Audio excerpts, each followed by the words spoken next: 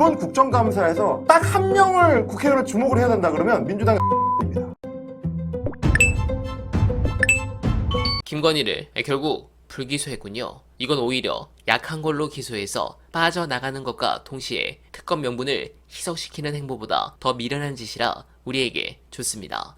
그리고 민주당이 아껴둔 필살기를 쓰기에 딱 좋은 상황이라 할 수 있겠습니다. 민주당이 21일을 D-Day로 선정한 이유가 있었습니다. 해당 건은 파장이 매우 커질 것 같습니다. 그리고 뒤에서는 이준석이 명태균 변호사로 활약하는 이유에 대해 보고드립니다. 먼저 다가오는 21일 국감에서 민주당이 대형 홈런을 칠 부분이 여러 개가 있는데 어제 그 부분 중 하나, 창원 산단 문제가 터져 나왔죠. 이게 국감에서 왜 치명적 사건으로 이어질지 영상 보시고 이어가 보겠습니다. 실제 이제 이쪽에서 일하던 사람들이 많이 있었을 거 아닙니까? 네. 근데 44일 전에. 44일? 예, 발표 나기, 그러니까 3월 15일에 발표 나기 44일 전에. 이거 특종인데?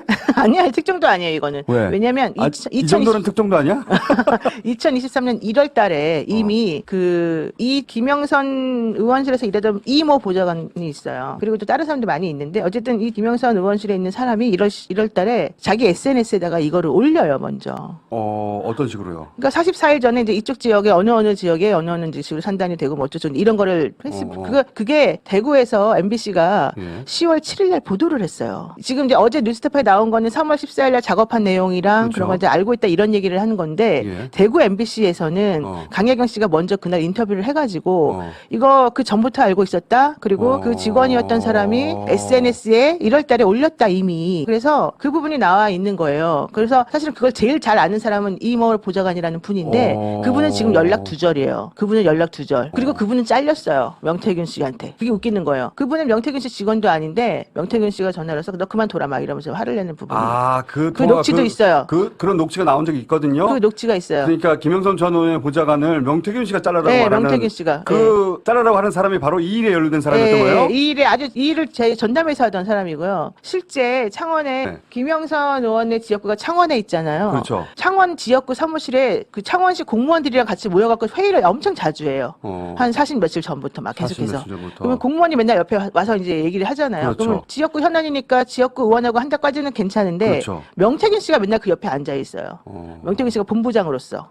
근데 명태균 씨는 현실적으로 거기에 직함도 없고. 네, 공감합니다. 이런 부분을 보면 한편으로 저는 이런 생각을 합니다. 건희가 과거에 저질렀던 혹시 범죄인지도 모르는 사건들이 있지 않습니까? 주거작 사건에 어느 정도로 개입했느냐, 검찰총장이었던 윤석열이 대통령에 이르기까지 이런 공적인 것들을 부인이 감나라 배나라 할 수 있는 이 정도의 관계라면 본인이 저질렀던 일에 관해서 설거지, 뒤처리 아니면 조직적인 은폐나 이런 것들이 윤석열 측에서 그게 과거에 윤석열 검찰이든 지금 현재 대통령의 검찰이든 간에 있었을까 없었을까 그 의문이 저는 들어요. 이 사람들의 생애에서 이 사건은 어떻게 처리가 됐을까 정말 의심스럽거든요. 제가 의심하는 지점이 맞다면 이거는 시대의 부부입니다. 단순히 국정개입 무슨 당무 개입 이게 아니고 걸린 게 이 정도면 안 걸린 것은 어느 정도나 되겠습니까? 그래서 주목하실 부분이 있습니다. 여러분들께서 기쁘게 들으실 만한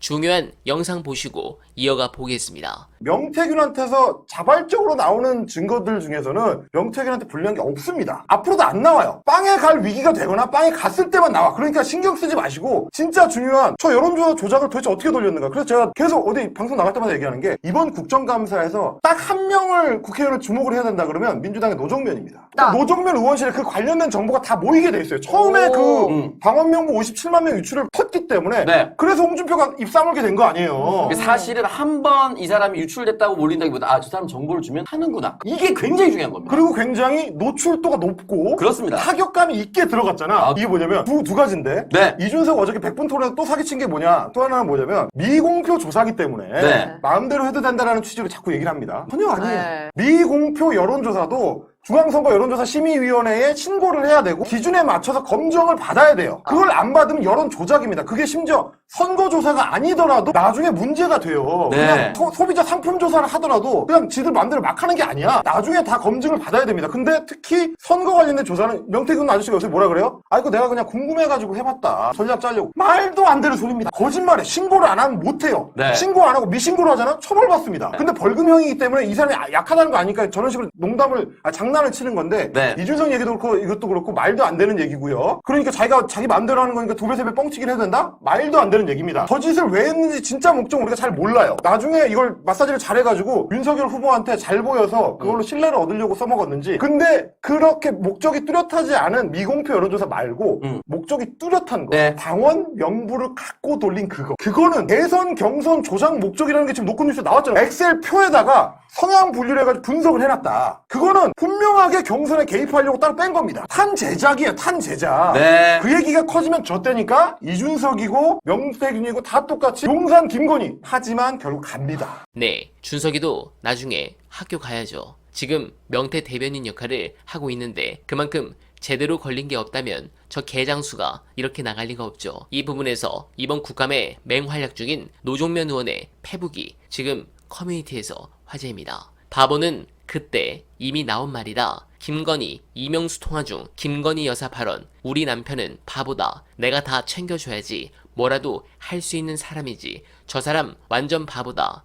멍청해도 말을 잘 들으니까 내가 데리고 살지. 저런 걸 누가 같이 살아주겠어요. 인물이 좋나 힘이 세나 배 튀어나오고 코 골고 많이 처먹고 방귀 달고 다니고 당신 같으면 같이 살겠어요? 대선 전 법원이 이 발언 보도를 막은 것이 나라를 말아먹었다. 이 발언 나중에라도 보도한 주류 언론은 동아일보뿐이다. 웬만한 언론사, 웬만한 기자였으면 압수수색, 구속당했을 게다. 이제야 빛을 본다. 나라며 정치며 개판된 뒤에 다행이라면 완전히 망하기 전에 라는 글인데 너무 아쉽습니다.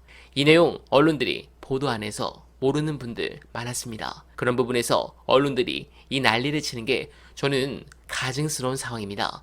이렇게 하면 뭐합니까? 김건희 불기소 처리하고 국민을 개무시하는데요. 지금의 위기는 윤석열의 무지와 무능, 오기와 독선이 초래한 겁니다. 원인은 윤석열에게 있는데 김건희를 나대지 못하게 한다고 해서 나라를 이 꼴로 만든 근본 원인이 해소되는 게 아니라는 겁니다. 더 정확하게 말하자면 나라를 이 모양으로 만든 최소 절반의 책임은 언론에게 있습니다. 기득권 수구 카르텔이 장악한 주류 언론은 대선 후보 윤석열을 검증하지 않았습니다. 같은 편이라고 감싸고 미화하기에 급급하였습니다. 언론이 검증을 제대로 했다면 감시견으로서의 역할을 충실하게 했다면 나라 꼴이 지금 같지 않을 것입니다. 그런 부분에서 언론 알아야 바꾼다는 늘 그랬던 것처럼 미디어 비평을 1순위로 두고 여러분들에게 제대로 된 뉴스를 보고드릴 것을 약속드립니다. 그런 의미로 소중한 언알바 정기 후원 부탁드립니다. 최선을 다할 것을 약속드리며 언알바는 이만 인사드립니다.